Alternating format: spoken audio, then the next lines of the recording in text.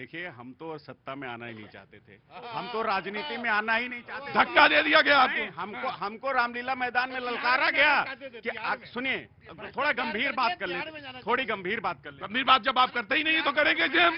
बोले आप तो फिर क्यों आए राजनीति में?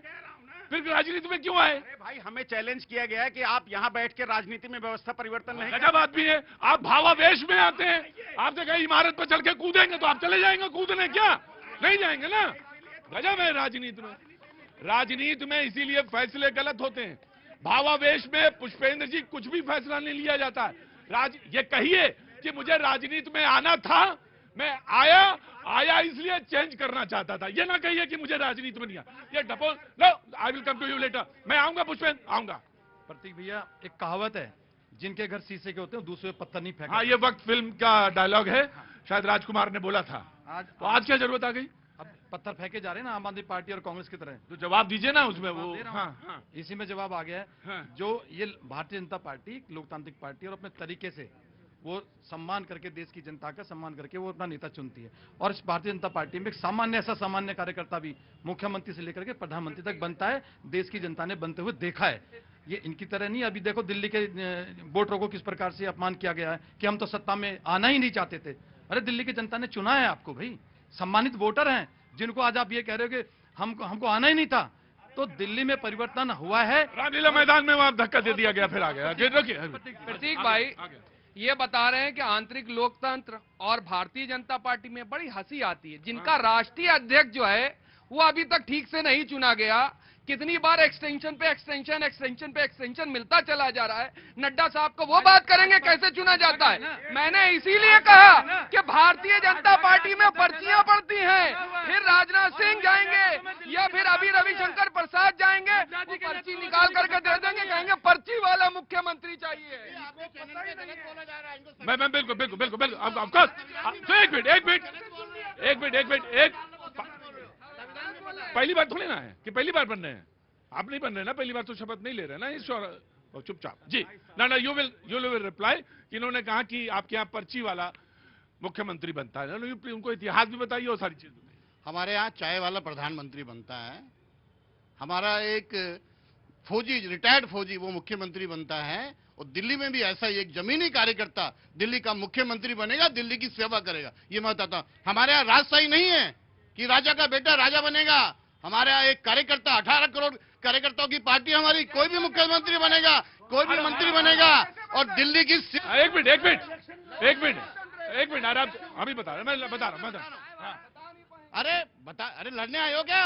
अरे हार चुके हो लड़ने। नहीं, आप मुद्दे पर भाई बात। हमारी देखिए, जिस दिन से चुनाव का रिजल्ट आया है, हमारे संकल्प पत्र पे कार्य शुरू हो गया है। दिल्ली को वर्ल्ड क्लास सिटी बनाना है। हमारे विधायकों की बैठक शुरू होने वाली है। उन विधायकों में रायशुमारी होगी, केंद्रीय प्रपक्ष से करेंगे और आज रात तक दिल्ली को मुख्यमंत्री देगा।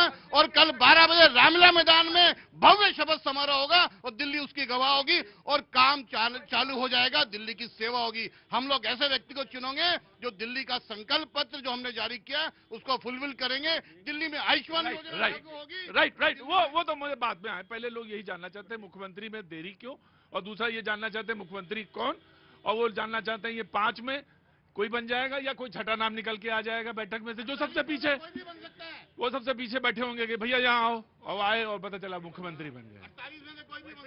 हाँ नहीं वैसा ही नहीं ढूंढ रहे हैं। आपके यहाँ तो कुर्सी बगल वाली खाली रखी जाती है जी। बीजेपी के विधायकों में कोई भी सरकार चलाने की योग्यता नहीं रखता है। ये प्रूफ कर दिया 11 दिन में। दूसरा,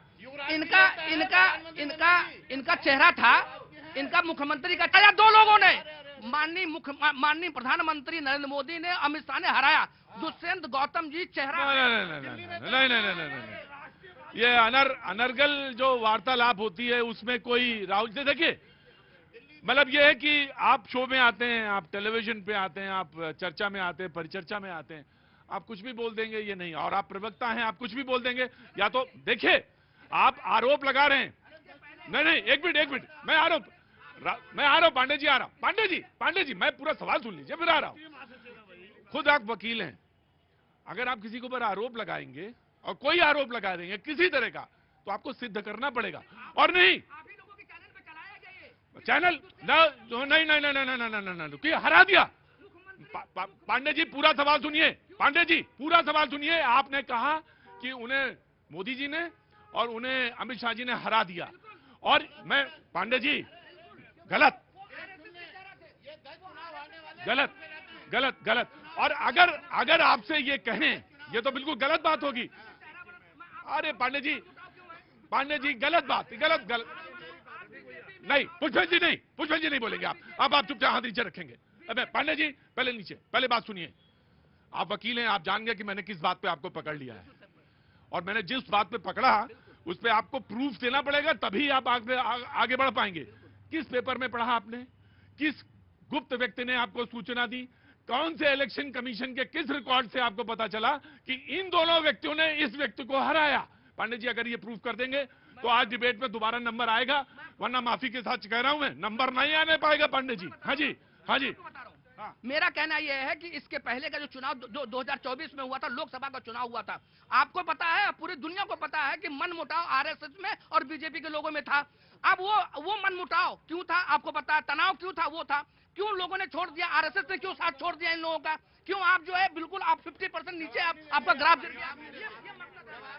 पांडे जी दो चीजें होती हैं, अभी नहीं पता चला, बीजेपी दफ्तर की दृश्य भी आप देख रहे, दो चीजें होती हैं, एक होती है खबर और एक होती है एनालिसिस। जो आप बता रहे हैं वो एनालिसिस है, पुष्पेंद्र जी जानते हैं।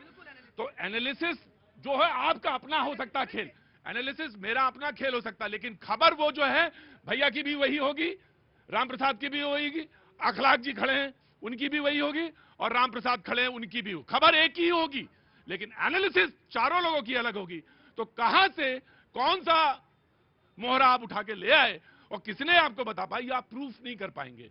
जब प्रूफ नहीं कर पाएंगे तो बात को झूठा ही साबित होगी, उसे सही नहीं साबित हो सकती। विद शर्मिष्ठा।